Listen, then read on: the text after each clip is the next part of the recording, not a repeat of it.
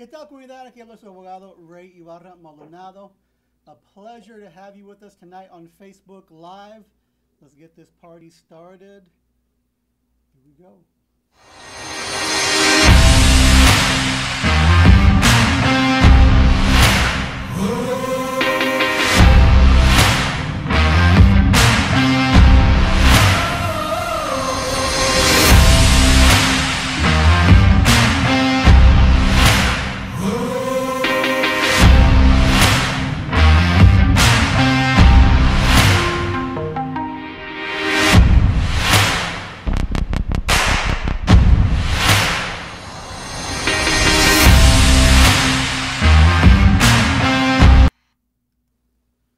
So we're 100% aware that the election is going down next week. You can't get 5 minutes without getting a text message, a phone call, an email, somebody telling you to donate money to make sure you vote. Completely aware of that. But within all of this chaos, we're also seeing a very, very problematic situation continuing to develop and get worse each and every week, and that's what we're going to be talking about tonight. The Phoenix Police Department, Maricopa County's Attorney's Office are just out of control. And we know that they have this tremendous budget, and there's very likely Phoenix Police Department officers that are watching right now, surveilling citizens who are exercising their First Amendment right, because we've seen it left and right. So if you're a Phoenix police officer, I'm an attorney, and you need to stop watching right now. Turn off this Facebook Live. No police officers allowed in this Facebook Live. We'll give you a second to get out of here. Now that all the police officers are gone and they've gone on their way to surveil other citizens, let's get the discussion started. We have two amazing people with us tonight. They're going to be here and explain to you everything you need to know about what's going on with the Black Lives Matter protest, the arrest and the prosecutions in Maricopa County. This is an issue that's getting national attention, but still doesn't seem to be getting the local attention that it so deserves. So please join me in welcoming the great Heather Hamill and the amazing Leslie Pico here, who are going to be with us tonight, informing us. They've been here since day one. The first night of the protest, they were out there, have put a tremendous amount of time and energy into this movement since day one, representing people at initial appearances at 5 a.m. on Sundays, late at night, taking on pro bono cases, being out at protests, coordinating to get people home. Absolutely two amazing people. We're very, very grateful to have you on. Thanks so much, Heather and Leslie, for joining us. Yeah, thanks definitely. So much, Ray. Awesome. So let's get started with Heather. Heather, if you can give folks who are just learning about this issue and they're kind of tuning in, like what's going on, what's happening, can you just give us like a little Black Lives Matter protest 100, interacting with the cops and county attorneys, what's going on, for an introduction to folks? Yeah.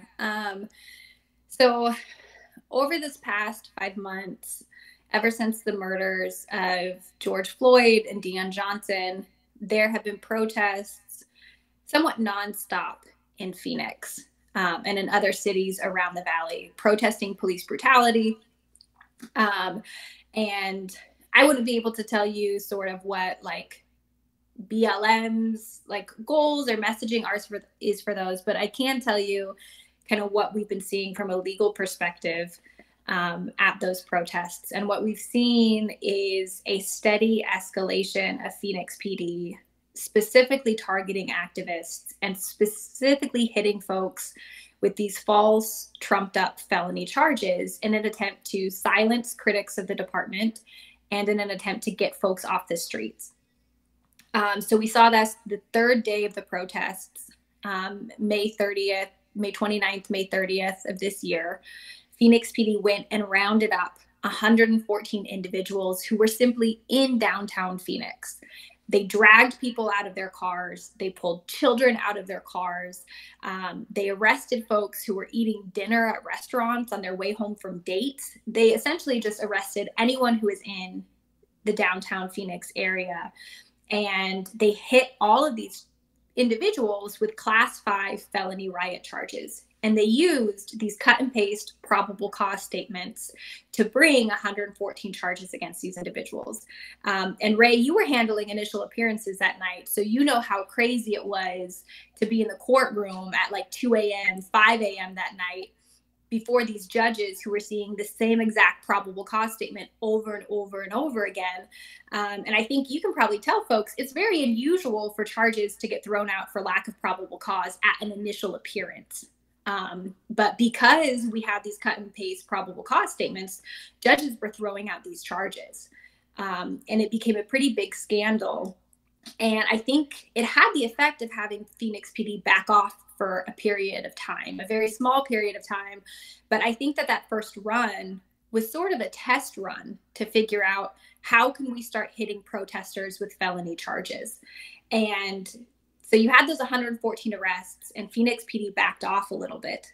But as the summer progressed, and as the number of people who were out started dwindling down, what you saw is Phoenix PD once again starting to assert these false felony charges against people. And at first it was hitting people with like 2 counts of felonies. And now you see them hitting folks with 6 felonies, 7 felonies, 10 felonies, this really outrageous number. And you see them working in close coordination with the county attorney's office. And the county attorney's office is bringing forward charges that have been dismissed for lack of probable cause at these initial appearances. And they're bringing forward charges, in some cases, that Phoenix PD is not even recommending. And one might ask, well, why is MCAO so invested in this? And it's because 100% of these charges against protesters are being brought by the First Responders Bureau within MCAO. The First Responders Bureau is an entirely new department. It was created this December. That's primarily dedicated to litigating cases on behalf of cops. And this department is led by a former Phoenix PD officer. So we know there's close coordination between PD and this new bureau within MCAO. And the prosecutor that they have selected to bring these cases forward is April Sponsel. And April Sponsel has a history of litigating gang cases. And she also has a history of litigating cases almost exclusively against Black people and people of color. Wow. 43% of her convictions between 2009 and 2013 were levied against Black people. 85% of her convictions were levied against people of color. So you have this really racist prosecutor who's now in charge of criminally prosecuting folks fighting for Black liberation within this highly politicized bureau of MCAO that we know is connected with Phoenix PD. And we know Phoenix PD is going out and specifically targeting activists who are critical of this department and calling for it to be defunded. So that's the situation that we're seeing here in Phoenix. And it's totally ridiculous and disgusting. Heather, thank you so much. That was an awesome recap when you were speaking. It was giving me chills because, like you said, I was there that first night, and it brought back those memories of being in that tight courtroom, COVID, still around just as it is today, everybody afraid and nervous. And I remember the one gentleman you were talking about that wasn't even at a protest. He didn't even know a protest was going on. And he gets arrested because he's brown, charged with a serious felony offense. And ladies and gentlemen, that young man's been deported from the country. He's been kicked out of the country because Phoenix Police Department wrongfully arrested him and erroneously charged him with a felony allegation. Leslie, if you can give us a little bit of insight here for the folks that haven't been out at these protests and just, they turn on the news and they think, oh, these protesters are out there, running crazy, and these police are amazing, awesome people, and support the blue and back the blue. What have you been seeing as someone that's been out there in this protest night after night? How have the Phoenix Police Department been acting out there in the streets? They have been getting aggressive, escalating that aggression. You're absolutely right. There was a bit of a common the storm where, arrests and things kind of fell. And then at the end of August, it started rising again. I was also falsely arrested. I experienced that myself.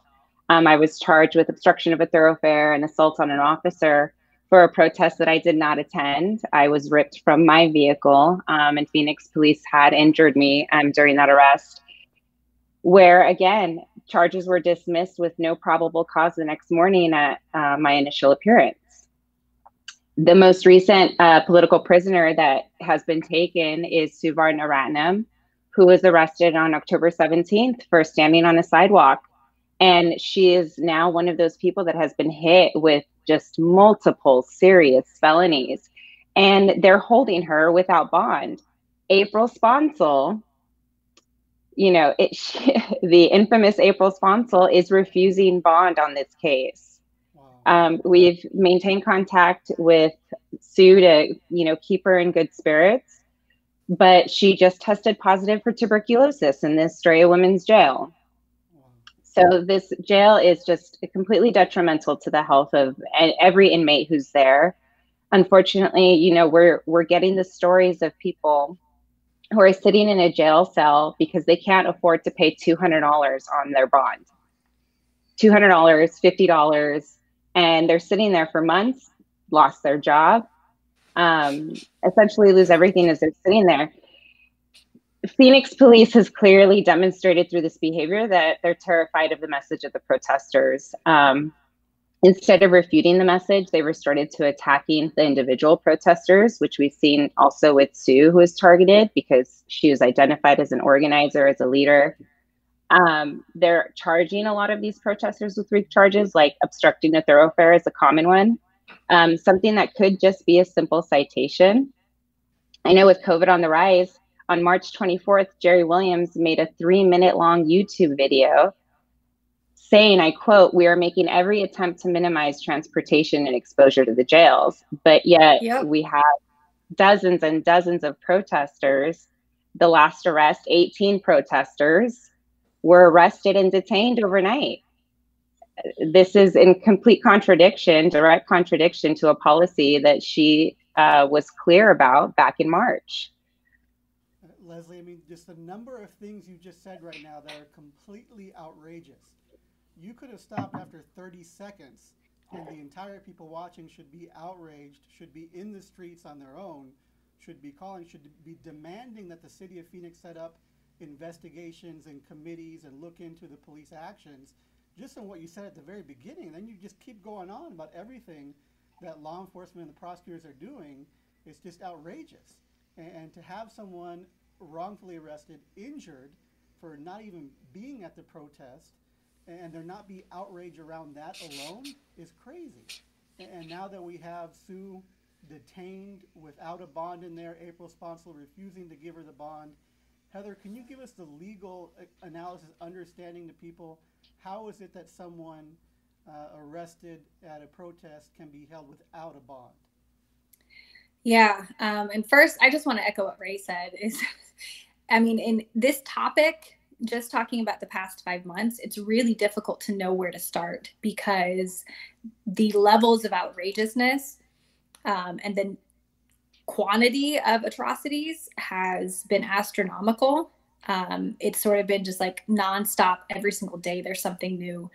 But to your point, Ray, about what, how can a person become non-bondable? So under Arizona law, if you are on felony release and you get charged with a new felony while you are on release, under the law, you become non-bondable. And there are hearings that can happen during the course of that litigation to potentially get you out. But what that does is that jails you for, at a minimum, a week time period, which, as we all know, is a huge amount of time. And oftentimes it's much more.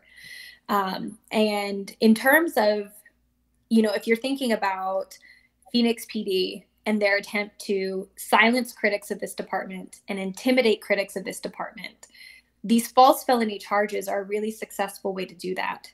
because you're not only going to have the effect of scaring people from going out onto the streets because they know that there's a strong likelihood that they're going to get picked up on some trumped up charge. But you also have folks who are willing to go out sort of night after night, who then get hit with false felony charges and then run the risk of getting hit with another set and becoming non-bondable. So it's a way to disappear critics. It's a way to silence critics. It's a way to intimidate critics. And that's the sole purpose of levying these charges against people. They're political prosecutions. It's an abuse of our criminal justice system. Absolutely, 110% hear what you're saying, and I just wish the rest of the community would get to hear. So if you're watching, please do me a huge favor. Share this video, the information you're getting straight from the people that are in the streets at the protest, straight from the people that are in the courtrooms defending these cases. Please share far and wide this video so more people can learn about the atrocities being committed by Phoenix Police Department and the Maricopa County Attorney's Office. Leslie, we were talking a little bit before about Percy's case and what the judge ordered him to not do. Obviously, this leads to further evidence that they mean political prosecutions. Can you tell folks about that and what happened there? Oh, absolutely. I mean, in the case of Percy, it was key to his release that he never attend a protest again. That was a condition. And that just goes to also show their priority in silencing this criticism. They failed to refute Percy's message. They didn't refute it. What they said was, please stop saying it. You know that they're feeling it. Obviously, I'm a little just still trying to process the fact that our friend Sue is sitting in there for simply exercising her First Amendment right. But Plea recently had posted a survey touting something like 250 responses claiming support for Phoenix PD in the community. The fact that they wasted money to commission this rigged survey proves that they know they're losing a PR battle. And the results of the survey weren't even good or impressive. Only 28% had a strongly positive view, whereas 43% had a negative view or no opinion at all. Which I think also just goes to show how much more awareness needs to be raised. I think if individuals understood truly what was happening on the ground and in these courtrooms, they would have an opinion and it would sway negative. Absolutely. I mean, I 1000% agree with you. I can't understand how people across the world, not just here in Phoenix, would be outraged to learn someone that was engaging in their First Amendment right to protest is right now, as we speak, incarcerated. And they got tuberculosis because of the conditions inside of that jail. And that's someone who's just trying to make the world a better place and trying to exercise their freedom to tell the government that they're tired of Black people being murdered. The outrage, I feel it in your voice. I feel it in, I follow you on social media, and I love everything that you post about what's going on. And I thank you for the work that you're doing. And I really hope that Sue can get released sometime. Do you know when her next court hearing is, or do you have anything else people can do with her case? Yes, please. We're asking the community to show up to reinforce the demands that we made through the petition. We are showing up at the courthouse tomorrow, 201 West Jefferson at noon for a press conference. We're going to have some of her close friends speak on her behalf. Going to express our demands and ask that she's released. She does have a court date at 1:30, which brings also attention to the fact that she had been prevented from having a legal visit for almost a full week, had just been sitting in jail with no way to actually talk and understand where she's at or what she's facing. That's insane. Please, folks, turn out. I know, and I got invited to a bunch of election stuff tomorrow too. But if you can make it out, you're again not trying to downplay the election, but we're saying this is happening during, and they're being hidden. I think if the election wasn't going on, this would probably be more in the media more because it's so outrageous. Yep. But if you can get to 201 West Jefferson tomorrow at noon, greatly appreciated to show support for Sue and her family and the entire movement, really. And Heather, I know there's something else we haven't talked about that's more recent. We talked about April Sponsel and her record of putting people of color behind bars. Is there a new charge that they're now alleging in these protest cases that absolutely infuriates you? Yeah. So this is kind of the pattern of escalating felonies. And Phoenix PD has been trying, like I said, they've been sending out test bubbles to figure out how serious can we make these charges? What charges can we have stick? And they've been doing test runs on this. But this most recent round of folks who were arrested have been charged with participating in a criminal street gang, which is an outrageous charge for individuals who are out there protesting against police brutality. And I think that anybody who's concerned about government tyranny, about abuse of power, about a government overreach, should be deeply concerned about what the Phoenix Police Department and this First Responders Bureau at MCAO is starting to do to people. We know that they're monitoring civil rights organizations. We know that they're surveilling civil rights organizations.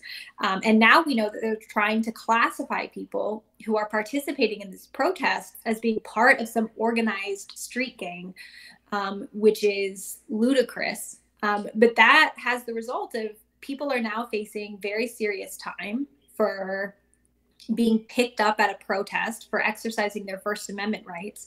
And that's going to chill free speech amongst all of these organizations and amongst folks who, like, you talk about the elections.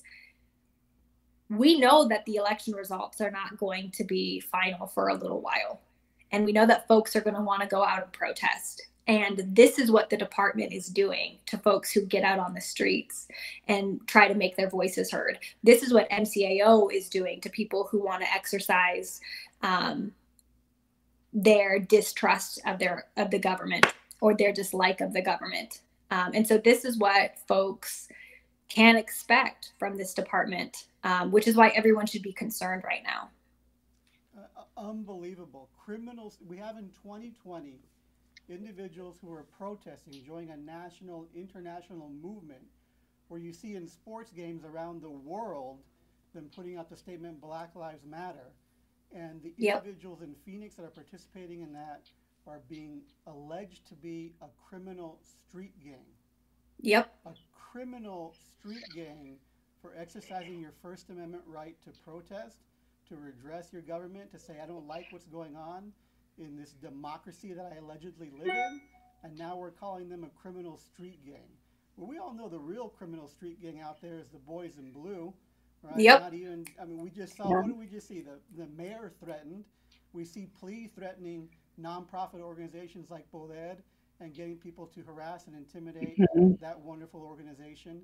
And we continue to see this very large, powerful organization united in the same color, united with the same symbol, united with the same tattoos, out there covering each other's tracks, alleging violence from protesters when they go to arrest them, to charge them with felonies.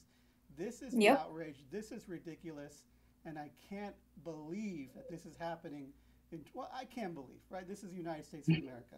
Maybe I shouldn't say that. I can't believe it. But when you let the freaking police department get out of control with this enormous budget with no oversight, and you give them all this weaponry, what else is going to happen but fascism? How's it not going to lead to that, right? Sorry to go off on a tangent. If you have comments, questions, concerns, if you want to, that's Aaron Lopez Anchondo saying the same thing. He's saying MCAO and Phoenix PD are the real gangs. That's right. We definitely agree with that. If you have any comments, questions, concerns, drop them down below in the comments. Would appreciate that. Leslie, if you can help us out, we know there's a big presidential election coming up next week.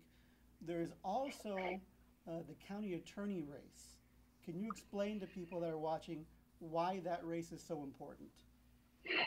As we know, it's actually, we can see, as we know, the Maricopa County Attorney's Office is working very closely with Phoenix PD on all of these cases and bringing these charges forward on the protesters. People should know that it is uncommon for the county attorney to be so invested in charges like these and bringing forward charges like these and indictments like these. And having Alistair Adele in office and continuing to have Alistair Adele in office will continue to perpetuate this, not only for the protesters and those speaking up, for civil liberties, but also our disadvantaged communities. I mean, our brown and Black communities that haven't changed decade after decade, no matter who we vote into office, will be impacted with Adele's continued hold of that desk.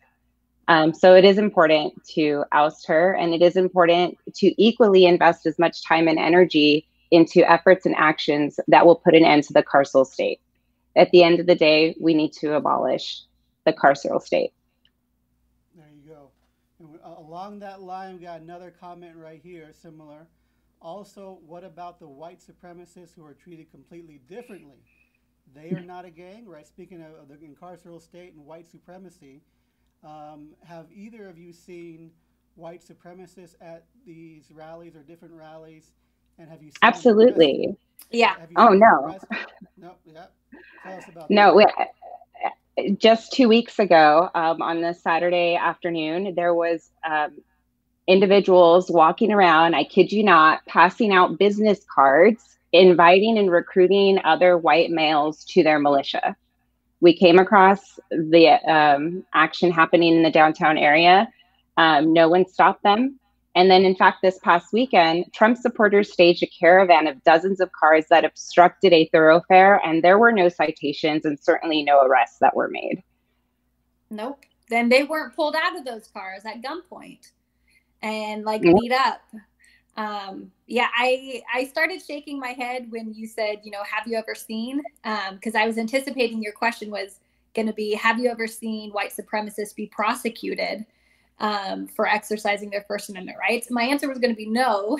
But they're definitely out at these protests. They're definitely out at these protests. They stage their own protests. They're always heavily armed.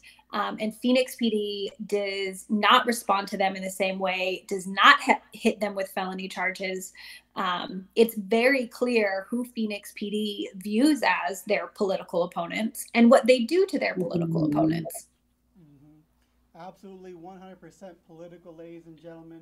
I remember seeing a video from one of the Gilbert protests where a white supremacist punches someone in the face. A woman. I haven't heard anything about them being arrested, being held without bond, being given gang charges. I haven't seen April Sponsel file anything against that individual. And going back to her, I've been a criminal defense attorney for a while. I was a public defender in Cochise County, worked with a lot of prosecutors there. I was an assistant federal public defender in Tucson, worked with a whole lot of assistant U.S. attorneys there, and I've done a lot of felony and cases up here in Maricopa County Court and in federal court, and I've never worked with a prosecutor as rude, as disrespectful, as racist as April Sponsel. And that's who we have leading this charge against the Black Lives Matter protesters. The numbers that Heather gave out earlier are astonishing. The amount of people of color she's built her career on, putting us behind bars. I can only imagine what she wishes to do to the brown and Black attorneys that have been meeting with her in the courtroom. Probably wishes to put us behind bars as well. But ladies and gentlemen, this is where we're at in 2020. We have some other comments here. Daniel says, dropadele.org, dropadel.org. So please check out that website as well. And it's just absolutely crazy to think what's going to happen with the election on Tuesday. How do you think, question for either one of you, how do you think the Phoenix Police Department is going to react if there's protest after the election on Tuesday? Whose side will they be on? Well, it depends on who's out there protesting. If it's folks who are upset about the results because of Trump, I don't think we'll see much of anything. If it's folks who are demanding that votes be counted, demanding that election results don't become official until all folks are counted, I think that we can expect more of the same from the Phoenix Police Department, which, and honestly, we only touched on this very briefly, the excessive force by the Phoenix Police Department, but that has been a constant in these protests as well. The improper use of tear gas and rubber bullets and pepper spray, and the tackling folks and the physical violence that people have been exposed to as a result of going to these protests is also atrocious. And that's been something that's been near constant that Leslie talked about, that Leslie experienced firsthand. But I think that that's what we can expect. We can expect a lot of violence from Phoenix PD. We can expect this really unprecedented militarized response. We can expect people to be hit with these trumped up felony charges. And we can expect April Sponsel to support Phoenix PD in bringing forward these trumped up charges. Absolutely. No doubt that'll happen. And as you mentioned, we didn't even touch on the violence from the Phoenix Police Department. It's like there's so much going badly in the government's reaction to the people protesting that you lose sight of even these atrocious things that should be front and center when we're talking about people having the right, their First Amendment to protest. And we also don't have a lot of support, it seems, from local elected officials. Leslie, would you agree that we have a Democrat as the mayor, we have a lot of Democrats on the city council? Do you think, yes, do you disagree with me? Do you think they're doing enough? Absolutely not. Absolutely not. I never saw a single local representative or senator or elected out in the streets if it was not almost like a considered a safe protest. They weren't there holding the line with everyone who was showing up daily. Kate Gallego has turned a blind eye, instead put her focus, on COVID, which is great. Of course, we need leadership there, but has completely disappeared. I live in Phoenix. She was also my city council representative. And I have yet to see anything from her that shows that she cares about this community. She hasn't made a statement. She hasn't come forward. And yet she's also being attacked by the Phoenix police. Just recently, this news story about a threat that forced the police department to send this officer home on home duty. And we have yet to see any sort of strong voice come from her office. I think that our state senators and representatives could be doing a lot more, even if it means losing, even if we want to say that, oh, well, we don't have a majority here, the Democrats are fighting an uphill battle. Well, show me you're fighting. Where's the fight? You can come and complain to the people about not being able to win something or get something passed after you've tried it. This is why we elect you. So I am disappointed, but it's also just expected. Well, and no one from, sorry, Ray, didn't mean to hop in over you.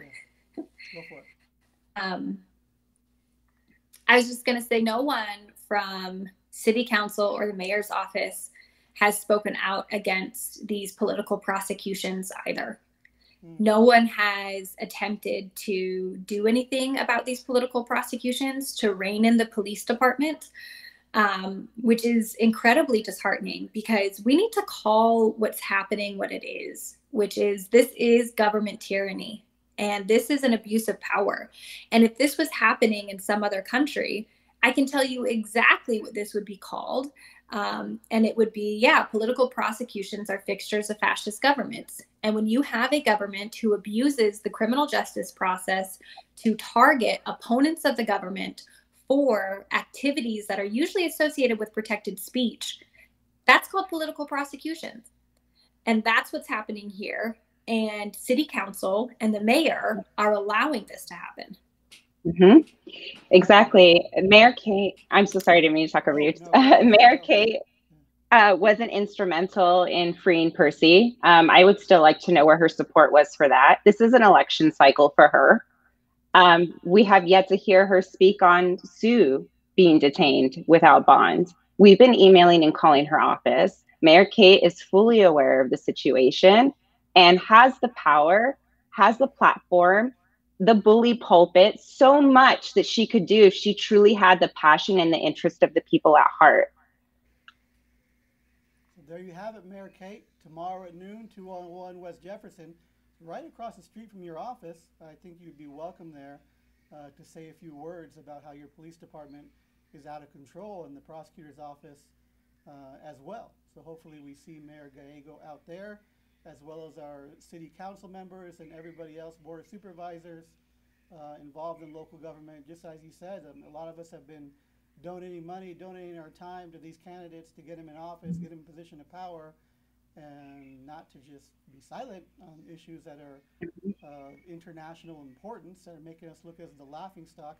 I've read more national articles about this than I have read local articles. Mm-hmm. You see Percy's face on the cover of The Guardian. You don't see him on the cover of our local magazines or our local newspapers. So again, we can only get that attention if everybody in the establishment and everybody in the community is at the same time outraged and saying the same thing. Free Percy, which the great Ken Countryman stepped up and I hear did an amazing job in court, and individuals surrounded that and supported him. But at the same time, these elected officials, where have they been? And you know, is it not safe to speak out about the First Amendment? Is it not safe to speak out and say people have the right to protest and be in the streets? Then what's the good of getting folks elected and knocking on doors and getting people in those positions of power, right? And also to the elected officials, y'all need to stop believing your police department when they tell you that they're getting quote unquote criminals off the streets. Yeah. Because we know that Phoenix PD has at least been communicating with city council about these slate of protests and about the political arrests. And I can only imagine the lies that Phoenix PD told in those rooms. And y'all need to stop taking what they tell you at face value and hold them accountable. Yeah, like you said, if this was another country, we'd be having, you know, hearings and international testimony, and we'd have observers in there, and all kinds of things would be happening. And here in Phoenix, it's just silence. Let them do what they want. Let them say what they want. All right. We have another comment here. Trump 2020 says Adrian Grijalva, vote wisely, vote Trump. Only idiots vote for higher taxes, smaller paychecks, more regulations, and shutdowns. Adrian, thanks so much for tuning in. I really hope you learned about the fascist Phoenix Police Department that is running out of control and the Maricopa County Attorney's Office that is assisting them. And hope you vote, hope your ballot gets lost in the mail. Hope it doesn't show. Well, I also hope, Adrian, if you're very concerned about small government, this is an issue that you should be deeply concerned about. When people talk about how a Second Amendment is needed to protect against tyrannical government, this is the very situation that they're talking about. This is government overreach. This is government tyranny. This is government abuse of power. This is what the Constitution is supposed to protect us from. So you should be very concerned if you are looking for limited government, which is maybe reading too much into what you said, but we hope you are a principled person, Adrian, and you listen to politics and you can analyze a situation. But more than likely, you're probably just a racist person that's using a Mexican name, or you just so desire to be white that you can say anything that makes you feel white. So have a great night, Adrian, and get lost on your way to the poll. Leslie and Heather, again, a tremendous amount of admiration than myself, and I never speak for Dr. Maldonado, but she's told me numerous times how much she respects the work, the courage, the absolute intelligence that you bring to the community. Thank you a tremendous amount for everything you've done these past few months and continue to do to highlight the Black Lives Matter protesters, and you know, for them to be able to have allies and attorneys there on the streets with them. I'm sure every time I speak with my client, he always expresses the admiration and gratitude as well. So thank you so much for doing what you do and being who you are. Any final words? I'll go one at a time. If you want to go first, Leslie, that you'd like to say to the community. Never forget, police are there to protect property, and they don't care who you are. They will use excessive force on you, no matter how cooperative or peaceful you feel you're being. And we hope to see you tomorrow at the press conference for Sue, noon at 201 West Jefferson. Thank you. See you tomorrow at noon. Thank you, Leslie. Heather, go ahead and take us away here. Well, first of all, thank you, Ray, and also Dr. Maldonado. I respect and admire you both so much. And I just wanted to also say the county attorney's race is hugely important. Please vote for Julie Gunnigal. There it is. We'll see you folks. Have a great weekend. Any questions, comments, you're not watching on live, drop them down below. Thanks, everybody. Thank you. Bye.